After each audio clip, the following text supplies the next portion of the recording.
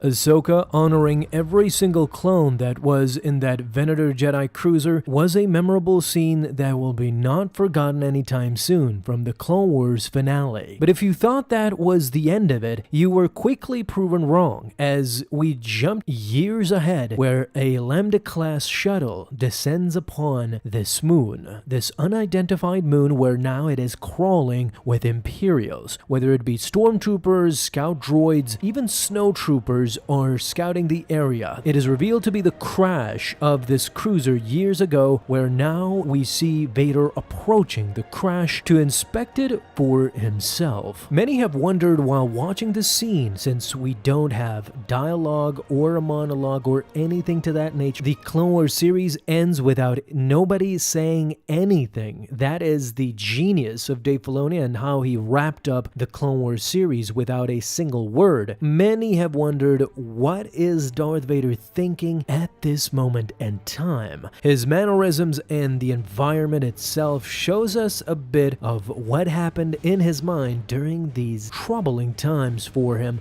since he had to revisit the past, and as we all know, Vader is not fond of the past. We start with Vader watching over the crash, signifying the moment where he realized this is where his former apprentice ended up. Once he notices the lightsaber, however, things quickly change for Vader. He has an emotional rush, although hiding it very well. He kneels down to pick up the lightsaber. One giveaway, if you look at the animation, and this was done purposefully, is if you watch closely, Vader showed a semblance of Anakin in this moment when he not only picked up the lightsaber, but removed the snow with his other hand. He wanted to check and make sure that this was indeed Ahsoka's lightsaber that he gave to her all those years ago when he was still a bright-eyed Jedi, Anakin Skywalker, somebody that he wanted to forget. But it doesn't stop there. Vader in his mind wants to push his boundaries. He wants to go a step further, not only checking the hilt, but he wants to see the blade for himself, and so he ignites the lightsaber, and indeed it is a blue hue, same as it was when Ahsoka wielded them years ago during the Clone Wars, before Order 66. For Vader, this signifies the end of that relationship. Finally, he can put closure on Ahsoka's story. He and Ahsoka were now officially done, since he never got to say goodbye to his apprentice or even see her again. This would finalize his thinking. This symbolized the end between the relationship of Anakin and Ahsoka, as bittersweet and as cold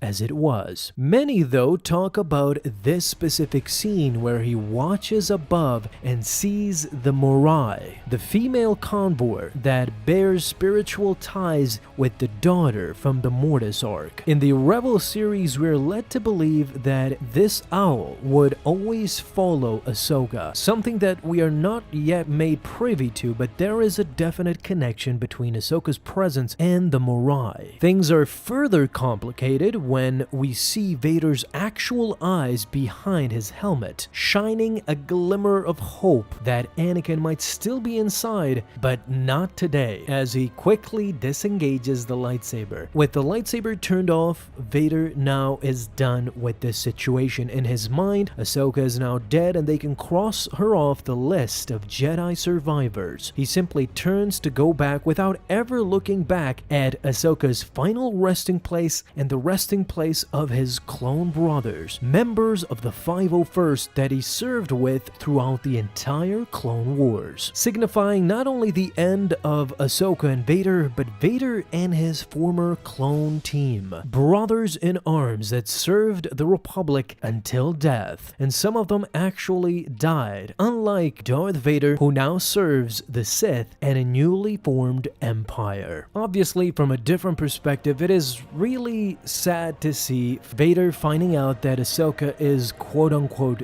dead since he found her lightsaber. This indicates possibly killing the last piece of Anakin, as to him, everybody from his old life is now dead, and only Vader remains in this twisted reality of his. That is, until Luke comes along. We see Luke's importance when Ahsoka and Vader meet in the Rebels series. Not even Ahsoka could revive Anakin in that specific part where we kind of suspect that Anakin is yelling out for Ahsoka to help her, but once Ahsoka turns back, Vader comes around and tells Ahsoka that she will die. Even though he practically did the same thing to Luke, it is his powerful hope that turns not only Vader but the galaxy around. I've recently contemplated as well that Vader might suspect Ahsoka is not actually dead. What he decided was to just cross her off the list with the evidence that he found. We know Vader is not fond of handling personal relationships in the eyes of the Empire. He hides a lot of things from the Emperor. This might be one of those situations that he wants to handle for himself. That's why he's not all too surprised when he finds out in the Rebels series that the apprentice lives. At least in my eyes, but talk to me down below, tell me what do you guys think as well. Thank you guys so much for watching this video, and if you enjoyed, leave a thumbs up down below, subscribe for dailies. Now you can have an awesome day, Star Wars fans. I'll see you in the next video, and may the Force be with you. Until then.